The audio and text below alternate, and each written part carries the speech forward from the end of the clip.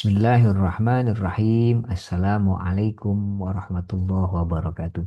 Hamdan wa syukran lillah wassalatu wassalamu ala Rasulillah Sayyidina Muhammad ibn Abdillah amma ba'd. Teman-teman semua, alhamdulillah pertemuan kali ini kita bisa berjumpa kembali. Eh, Insya Allah kita akan bahas bersama, belajar bersama tentang bagaimana penyusunan proposal penelitian kualitatif secara sederhana. Nah, marilah kita buka belajar kita bersama ini dengan membaca basmalah. Bismillahirrahmanirrahim.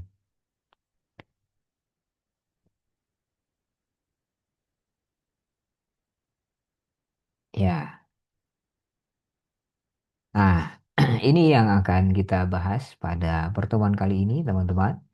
Bagaimana kita menyusun proposal kualitatif, proposal penelitian kualitatif. Nah,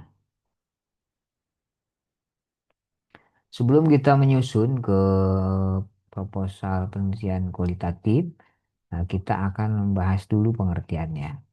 Nah, apa sih pengertian dari proposal penelitian kualitatif ini? Nah, secara sederhana bisa kita artikan bahwa proposal penelitian kualitatif itu sebuah dokumen perencanaan yang menjelaskan di dalamnya itu tentang ada tujuan, ada metodologi, kemudian ada langkah-langkahnya di dalam penelitian yang akan dilakukan untuk menggali fenomena tertentu secara mendalam. Nah, proposal ini nantinya berfungsi sebagai panduan penelitian dan alat komunikasi antara peneliti dengan pembimbing atau pemberi dana penelitian. Nah, proposal ini juga apa namanya sebagai apa namanya bukti bahwa nah, kita akan melakukan sebuah penelitian. Nah, di dalam konteks pendidikan agama Islam, kita lihat bahwa proposal penelitian kualitatif ini sering digunakan untuk mengeksplorasi berbagai macam fenomena yang terjadi di dalam pendidikan Islam atau di dalam juga ranah keagamaan, eh, nilai-nilai pendidikan atau praktik keagamaan di masyarakat. Ini di dalam konteks pendidikan agama Islam. Proposal apa namanya ya penelitian kualitatif itu proposal penelitian kualitatif sering digunakan untuk mengeksplorasi fenomena keagamaan yang terjadi baik di sekolah ataupun di masyarakat atau bahkan nilai-nilai dari pendidikan itu sendiri. Nah, teman-teman semua, eh, ada struktur secara sederhana kalau kita lihat ada beberapa struktur di dalam proposal penelitian kualitatif secara sederhana. Pertama ada komponen, ya umumnya gitu ya, umumnya mencakup komponen pendahuluan, kemudian yang kedua kajian pustaka, yang ketiga ada metodologi penelitian, yang keempat ada jadwal penelitian, yang kelima ada daftar pustaka. Nah, kita akan bahas satu persatu. Di pendahuluan itu isinya apa saja sih? Nah, di kajian pustaka itu isinya apa saja, membahas apa saja. Kemudian di metodologi itu membahas apa saja. Nah, bahkan nanti ke jadwal penelitian apa yang harus diisi di dalam jadwal penelitian, apa yang harus ditulis. Pertama di pendahuluan. Nah, ini di pendahuluan ini ada berbagai macam subbab lagi gitu ya. Nah, di bagian pendahuluan ini secara umum itu menjelaskan bagaimana latar belakang masalah, kemudian ada rumusan masalah, ada tujuan penelitian, dan manfaat penelitian yang dilakukan. Latar belakang masalah, apa sih latar belakang masalah itu? Latar belakang masalah ini kita akan menguraikan bagaimana fenomena atau isu yang menjadi fokus penelitian. Nah, jadi kita akan menjelaskan kenapa sih judul ini kemudian harus diangkat atau dibahas. Kenapa sih masalah ini kemudian menjadi sebuah sesuatu yang harus diteliti. Nah, itu di latar belakang masalah. menguraikan fenomena atau isu yang terjadi yang menjadi fokus penelitian gitu ya. Nah, nah di situ harus kita sertakan juga datanya, faktanya, atau hasil penelitian sebelumnya di latar belakang masalah. Contoh kalau di dalam PAI. Nah, di dalam pembelajaran pendidikan agama Islam, banyak siswa mengalami kesulitan. Nah, itu sebuah fakta atau data misalnya dalam memahami nilai-nilai spiritual. Kenapa? Karena pengaruh teknologi modern. Maka oleh karena itu, penelitian ini bertujuan untuk memahami bagaimana siswa memaknai pendidikan agama di era digital. Nah, ini salah satu latar belakang masalah. Banyak siswa yang mengalami kesulitan dalam memahami nilai-nilai spiritual. Apa sebabnya? Karena pengaruh teknologi modern misalnya. Maka oleh karena itu ini harus apa namanya latar belakang ini, penyebab ini harus kita teliti. Tujuannya untuk apa? Untuk memahami gimana sih siswa ini memaknai pendidikan agama Islam di era digital. Kita sertakan data-datanya misalkan.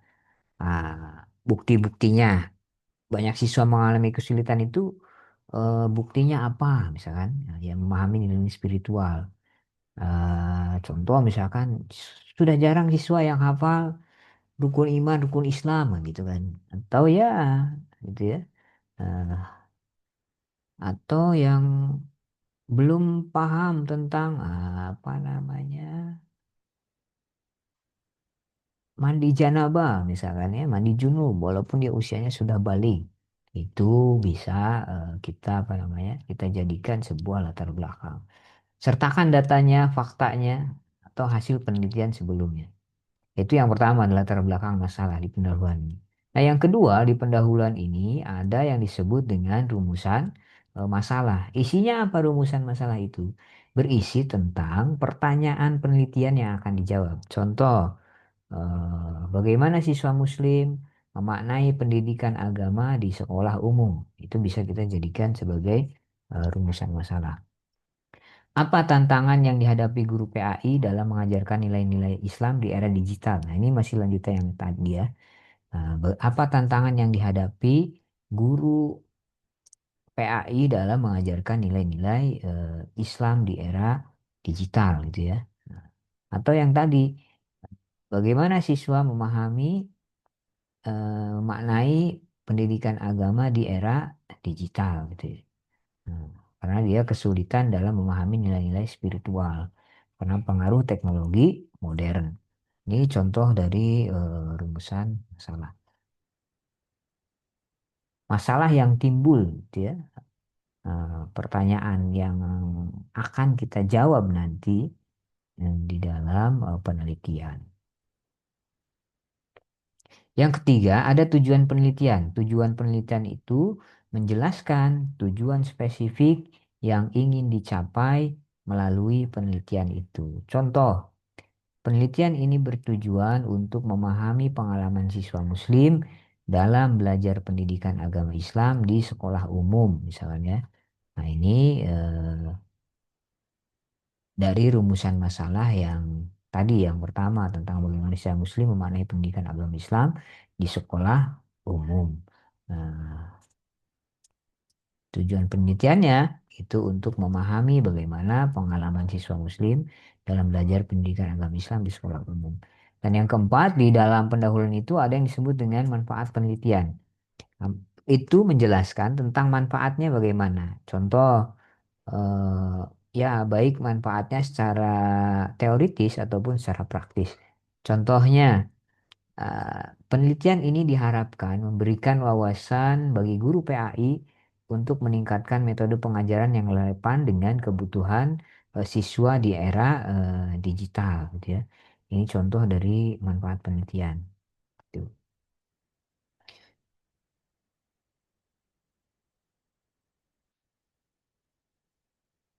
Nah, ini apa namanya eh subbab yang ada di pendahuluan. Jadi ada pertama latar belakang masalah, menjelaskan, menguraikan fenomena atau isu yang berada di fokus penelitian. Yang kedua rumusan masalah, bentuk pertanyaan yang ingin dijawab. dari latar belakang masalah yang terjadi itu, gitu ya.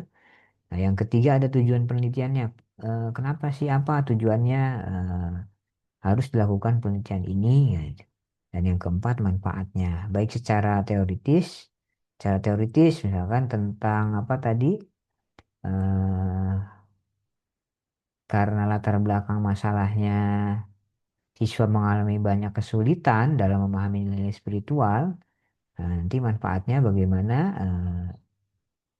secara teoritis memberikan wawasan bagi guru PAI untuk meningkatkan metode pengajaran yang relevan atau secara praktis itu ya. Secara teoritis nanti misalkan ada muncul teori baru yang bisa menjawab pertanyaan dari si siswa kesulitan dalam memahami nilai spiritual gitu ya. Karena pengaruh di teknologi modern. Nah, ini struktur proposal penelitian kualitatif. Yang kedua, ada kajian pustaka. Nah, di struktur proposal penelitian kualitatif. Nah, di bagian ini mengulas tentang teori, tentang konsep, atau penelitian sebelumnya yang relevan dengan topik penelitian. Nah, yang pertama memuat tentang teori yang gunakan. Jelaskan teori-teori yang mendukung penelitian. Nah, contoh kalau dalam PAI, tadi ya teori pendidikan Islam, teori pembelajaran bermakna, atau teori konstruktivisme. Itu teori-teorinya. Tadi yang siswa mengalami kesulitan. Mau kita jawab pakai teori apa? Kajian pustakanya, itu ya teori pakai teori pendidikan Islam kah? Banyak ya teori pendidikan Islam. Misalkan teori dari Said Naqim Al-Atas gitu ya, yang yang menjawab bahwa yang apa menyampaikan bahwa tujuan pendidikan Islam itu untuk membentuk insan kamil. Itu bisa. Insan kamil itu nanti apa saja sih ininya, indikatornya kita bisa tentukan. Atau dengan teori pembelajaran bermakna. Ya, atau teori konstruktivisme, Jean Piaget gitu ya, atau John Dewey. Nah, gitu ya. Nah, pembelajaran bermakna. Nah, ini di kajian pustaka. Jelaskan teori-teori yang mendukung penelitian. Kita mau menggunakan teori apa gitu. Di apa namanya? Teori yang akan digunakan. Yang kedua, juga jelaskan penelitian terdahulu. Uraikan hasil penelitian sebelumnya yang relevan dan bagaimana penelitian ini melengkapi atau memperluas penelitian tersebut. Misalkan tadi tentang bagaimana si siswa itu kesulitan dalam menanamkan nilai spiritual di era digital. Eh, ada penelitian sebelumnya, misalkan tentang itu, gitu. Sebabnya karena apa, gitu kan? Eh, Nah, apa saja sebab-sebab yang belum diungkap, gitu. Itu bisa menggunakan penelitian sebelumnya yang menunjukkan bahwa eh, contoh ya, penelitian sebelumnya menunjukkan bahwa siswa cenderung lebih memahami nilai Islam melalui metode yang berbasis praktik dibandingkan ceramah. Nah, ini ada penelitian sebelumnya yang ditemukan. Nah, jadi si siswa kenapa kesulitan memahami nilai, menanamkan nilai spiritual di era digital ini karena siswa cenderung lebih memahami, ya di penelitian sebelumnya gitu ya, siswa cenderung lebih memahami nilai-nilai Islam itu melalui metode pembelajaran berbasis praktik langsung dibandingkan dengan ceramah gitu ya. Ini penelitian terdahulu. Ini bisa mendukung penelitian penelitian kita. Selanjutnya, setelah kajian pustaka yang berisi tentang teori yang digunakan dan penelitian terdahulu yang dijadikan rujukan, juga ada yang ketiga metodologi penelitian. Di metodologi penelitian ini berisi ada 5. Pertama, pendekatan penelitian. Ya metodologi itu apa sih? Metodologi itu menjelaskan pendekatan dan prosedur penelitian kualitatif yang akan dilakukan. Nah, pendekatan penelitiannya di metodologi penelitian ini ada beberapa tahap. Pertama, pendekatan penelitian. Nah, yang kedua, lokasi dan subjek penelitian.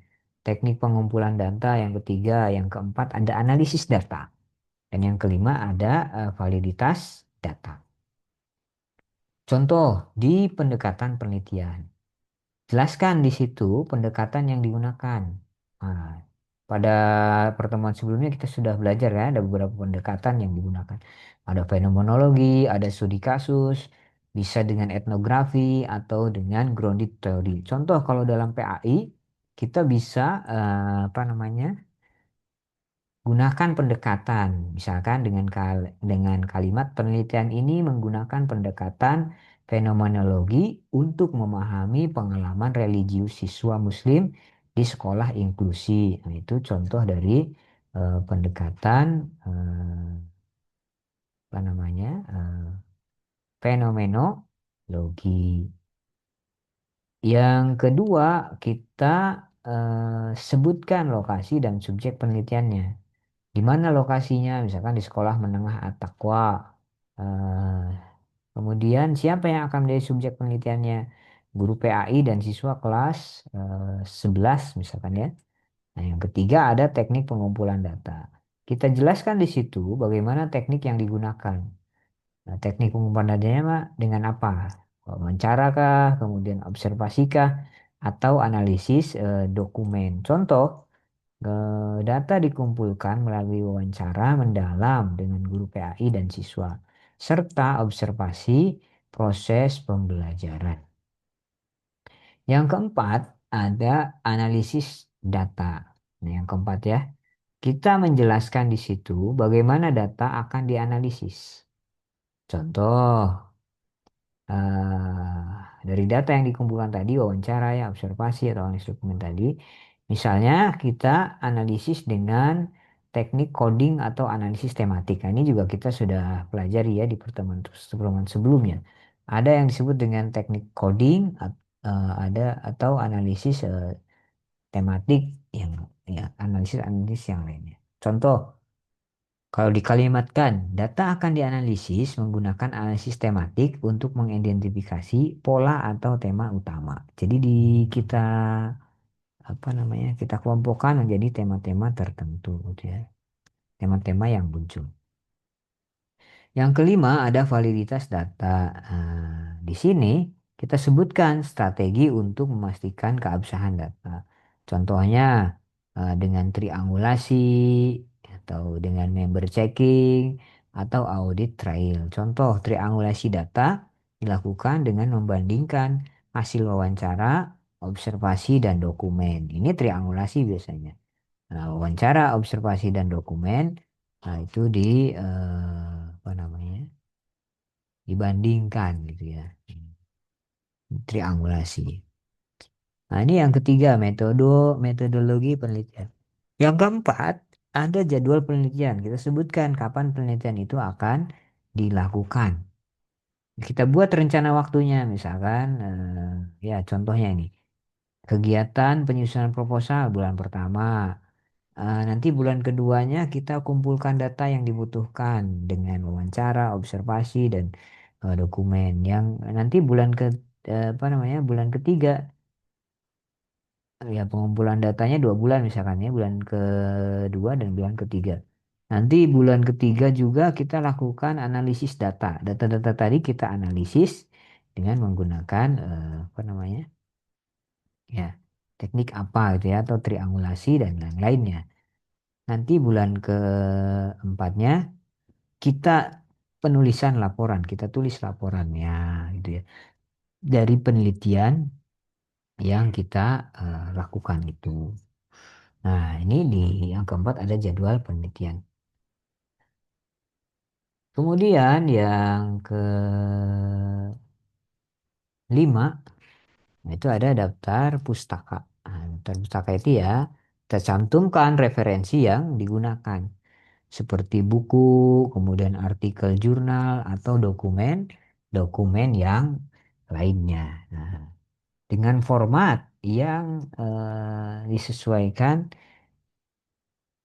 dengan apa namanya regulasi apa namanya, institusi masing-masing yang mensyaratkan gitu ya. Misalkan kan ada yang mensyaratkan referensinya harus ditulis dengan model apa misalkan, atau ada yang ditulis dengan model humanities. Nah, itu berbeda-beda. Nah, silakan disesuaikan nanti dengan apa namanya regulasi yang di apa namanya disampaikan gitu. Nah, itulah bagaimana struktur proposal penelitian kualitatif. Dari pertama tadi berangkat dari apa namanya? Pendahuluan, kemudian ke kajian pustaka, juga metodologi penelitian, eh, jadwal penelitian sampai ke daftar pustaka. Nah, selanjutnya bagaimana tips dalam penyusunan proposal penelitian? Kita pilih topik yang relevan dengan isu pendidikan Islam. Apa sekarang yang relevan nih? Nah, kita pilih topiknya. Contoh misalkan sekarang tentang apa ya? Nah, topik yang relevan sekarang. eh,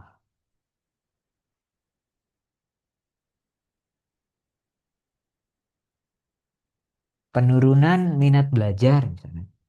Nah, itu bisa. Hmm. Atau sekarang misalkan anak-anak itu eh, enggan menulis bahasa Arab tuh. Nah, itu juga bisa di ini dijadikan apa namanya topik gitu ya. Atau topik yang menarik tuh. Biasanya kalau di pesantren-pesantren ya, pesantren yang sifatnya boarding school misalkan, anak-anak menghafal Al-Quran, fokus menghafal. Tapi ketika suruh menulis misalkan ya, eh, dia enggan tuh, cenderung tidak bisa kadang. Suruh menulis bahasa Arab atau ayat Al-Quran.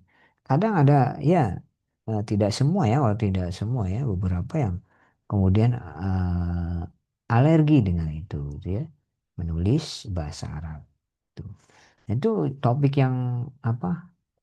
Topik yang bagus untuk dibahas itu. Nah, yang kedua, gunakan bahasa yang jelas, lugas, dan mudah dipahami. Yang ketiga, pastikan masalah penelitian itu memiliki nilai kebaruan atau relevansi praktis. Tadi ya, contohnya misalkan kalau kita ingin meneliti nih, kenapa sih anak-anak yang apa namanya ya, beberapa di sekolah-sekolah tertentu yang fokusnya menghafal Al-Quran, misalkan ya, tapi dalam menulis ya tidak mau gitu, cenderung tidak mau menulis apa ayat-ayat Al-Quran itu. Ya itu apa sih ya, itu kebaruan atau relevansi praktis yang bisa kita ini nanti apa kita bisa tawarkan juga solusinya. Metodologi yang ketiga, kita jelaskan metodologi secara rinci agar pembaca memahami langkah-langkah penelitian. Kita metodologinya secara rinci tadi, mulai dari pendekatannya menggunakan apa, fenomenologi kah, atau apa, studi kasus kah, atau grounded theory, atau yang lainnya, sampai ke tingkat analisis datanya bagaimana. Nah, yang kelima, konsultasikan proposal secara rutin dengan dosen pembimbing untuk mendapatkan masukan-masukan. Selanjutnya, contoh nih topik proposal penelitian kualitatif di dalam pendidikan agama Islam. Yang pertama, kita bisa kalau yang fenomenologi ya, yang kita bahasnya fenomena pengalaman seseorang, gitu. Pengalaman siswa Muslim dalam menghadapi tantangan nilai-nilai Islam di sekolah umum. Nah, kalau di sekolah umum kan apa namanya ya, tantangan nilai-nilai Islamnya ini kan di sekolah umum. Kalau perempuan ada yang tidak pakai apa, kerudung dan lain-lain. Nah, ini bagaimana pengalaman siswa Muslim dalam menghadapi tantangan nilai Islam di sekolah umum. Yang kedua, kalau yang studi kasus contohnya, kita akan membahas tentang topiknya, tentang studi kasus tentang efektivitas metode pembelajaran Al-Quran di pesantren modern. Nah, seberapa efektif itu ya. Metode pembelajaran Al-Quran di pesantren modern. Yang ketiga ada etnografi. Etnografi itu ya dengan tradisi ya kemarin. Contohnya topiknya tentang tradisi keagamaan dalam meningkatkan karakter Islami santri di pesantren Salafiyah. Bagaimana tradisi keagamaan di pesantren Salafiyah ini bisa meningkatkan karakter Islami santri itu. Ini tentang etnografi berarti. Yang keempat tentang grounded teori. Kita membangun model pendidikan karakter Islami berbasis nilai-nilai Al-Quran di sekolah dasar Islam. Nah, ini grounded teori. Ya. Ada sebuah model pendidikan karakter Islam ya, yang basis nilai Al-Quran di sekolah dasar Islam itu berhasil. Nah, kita angkatlah itu. Maka, apa namanya, menjadi grounded teori. Teori yang baru gitu ya, grounded. Membangun model pendidikan karakter Islam berbasis nilai Al-Quran di sekolah dasar Islam. Nah, ini contoh-contoh dari topik-topik proposal penelitian kualitatif di dalam pendidikan agama Islam. Nah, itu teman-teman, ya. Atau bisa juga yang lain, banyak ya contoh-contoh yang bisa kita apa namanya, bisa kita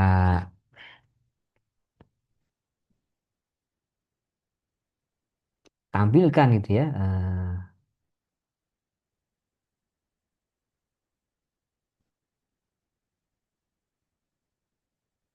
tentang apa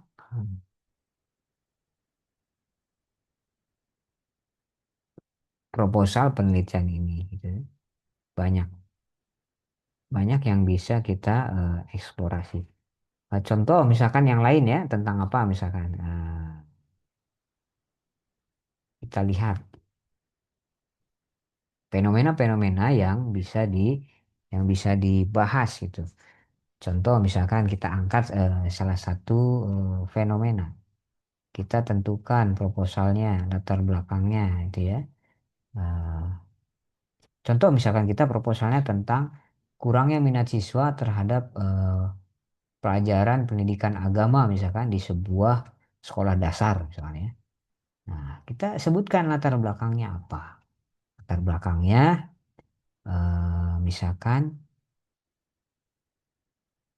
ya karena PA itu merupakan mata pelajaran wajib di sekolah misalkan ya yang dipakai untuk membentuk peserta didik menjadi pribadi yang beriman misalkan bertakwa dan berakhlak mulia. Namun dalam prakteknya kita sering menemukan rendahnya minat siswa tuh terhadap pelajaran PAI. Tuh. Yang tercermin apa buktinya data yang kita sampaikan. Partisipasi di kelas yang minim, gitu ya. Hasil belajar yang tidak memuaskan dalam PAI, serta misalkan sikap apatis terhadap materi.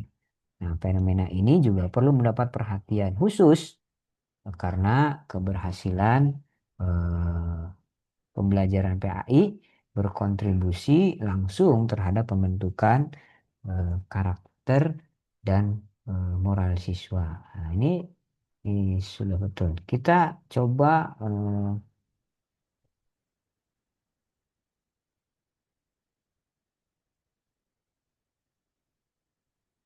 ya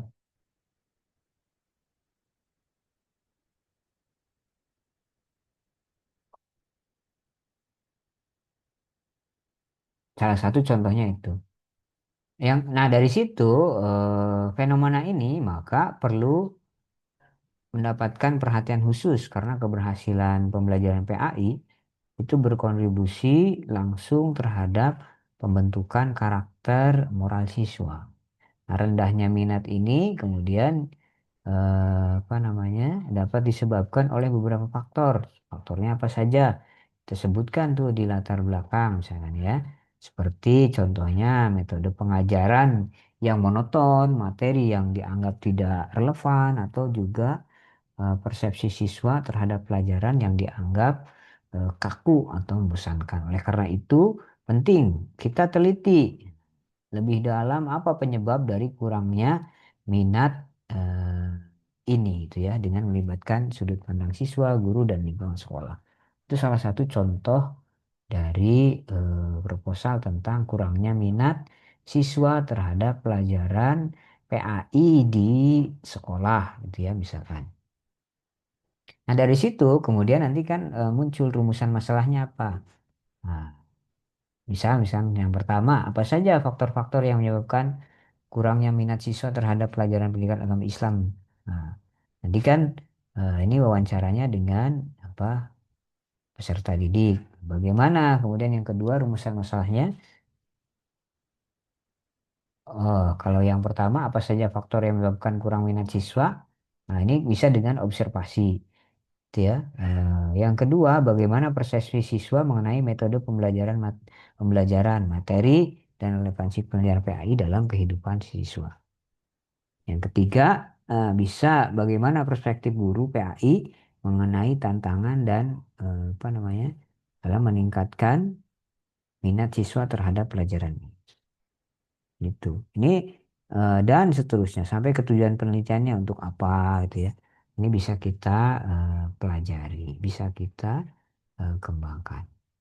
Jadi teman-teman, mungkin itu yang bisa disampaikan. Mohon maaf atas kesalahan. Kita tutup bersama alhamdulillah. Alhamdulillahirabbil alamin dan doa kifaratul majlis. Subhanakallahumma wa bihamdika asyhadu an la ilaha illa anta astaghfiruka wa atubu ilaik. Assalamualaikum warahmatullahi wabarakatuh.